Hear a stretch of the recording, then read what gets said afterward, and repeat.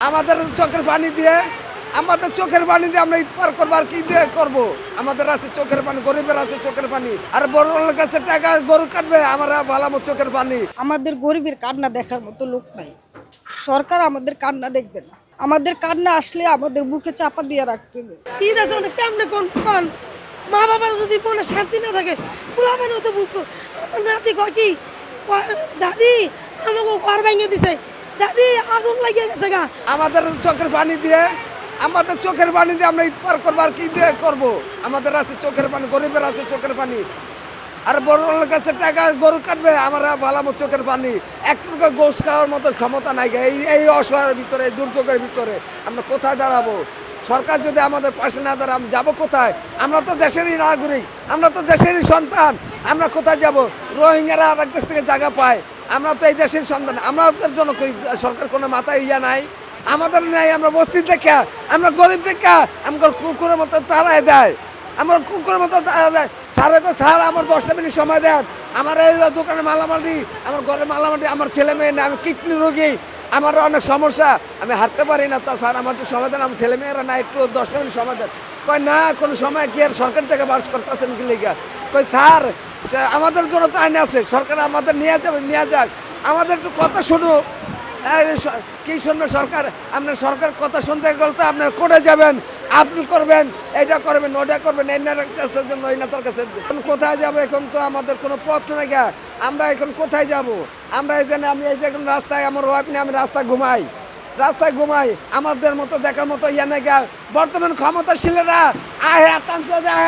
আর একজন যে বর্তমান এলাকার নেতাগিরি করায় সভাপতি, উনি দাঁত খোঁচায়, এই হলো দেশের পরিস্থিতি। শ্যামাই চিনি কিনি নেই ঈদের মার্কেটের জন্য। পোলাপান যখন আছে, নাইনাত্র যখন আছে, এগুলো তো কিছু কিনতেই হয়। মনে করেন কিনছি নাইনাত করে লেখা জামা কাপড় এটি কিনছি, আর দোকানের লেখা মাল উঠানোর লেখা মনে করেন 1 লাখ টাকার মাল উঠাইছি দোকানের জন্য। সেই মাল তো শেষ সব। ঈদ আছে মানে কেমনে কোন মা বাবার যদি মনে শান্তি না থাকে পোলাপানও তো বুঝবো। আমার নাতি কয় কি দাদি আমাকে ঘর ভেঙে দিছে, দাদি আগুন লাগিয়ে গেছে গা, আমরা এখান থেকে চলো যাই, আমরা এখান থেকে যাই। তখন কি করবো? ছোট 3 বছরের বাচ্চা চিকড়ে দিছে, জানার লাগে পাশানের লাগে রাস্তার ভিতরে যাই বয়ে দিচ্ছি। কি করবো? এই যে বৃষ্টি দেন এখানে আসে দেখে আপনারা দাঁড়াতে পারতেছেন, এরা যদি না থাকতো আপনারা দাঁড়াতে পারতেন? তাহলে এই মানে সরকারের কাছে এটাই চাওয়া, গরিবের লেখা যেন একটু পুনর্বাসন করুক, আমরা যেন একটু মাথা গোজা ঠাই পাই। সরকার আমাকে পায় নাই, আমাকে রাতে ডাক দিলে এই আসেন মিছিল করতে যাবো, এই আসেন ভোট কেন্দ্রে আসেন, আমরা গেছি। তাহলে হ্যাঁ দেখছেন কেউ আমাকে পাশে নাই। আমাদের গরিবের কান্না দেখার মতো লোক নাই। সরকার আমাদের কান্না দেখবে না। আমাদের কান্না আসলে আমাদের বুকে চাপা দিয়ে রাখতে হবে। কারণ দিন শেষে রাত, রাত শেষে দিন।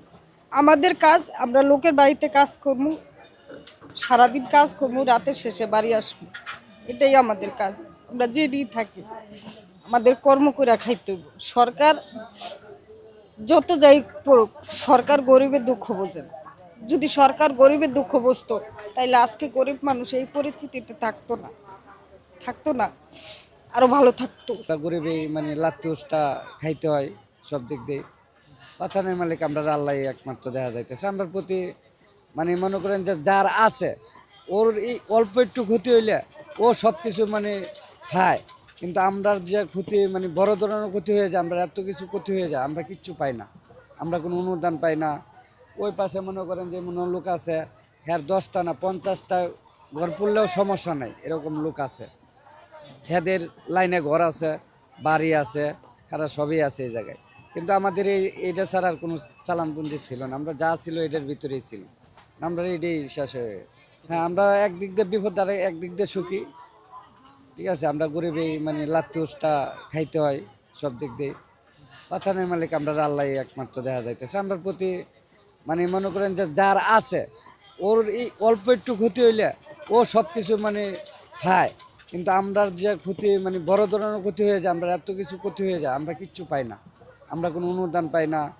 ওই পাশে মনে করেন যে মনে লোক আছে, হ্যাঁ 10টা না 50টা ঘর পড়লেও সমস্যা নাই, এরকম লোক আছে। এদের লাইনে ঘর আছে, বাড়ি আছে, এরা সবই আছে এই জায়গায়। কিন্তু আমাদের এইটা ছাড়া আর কোনো চালানবন্দি ছিল না, আমরা যা ছিল এটার ভিতরেই ছিল, আমরা এটাই শেষ হয়ে গেছে।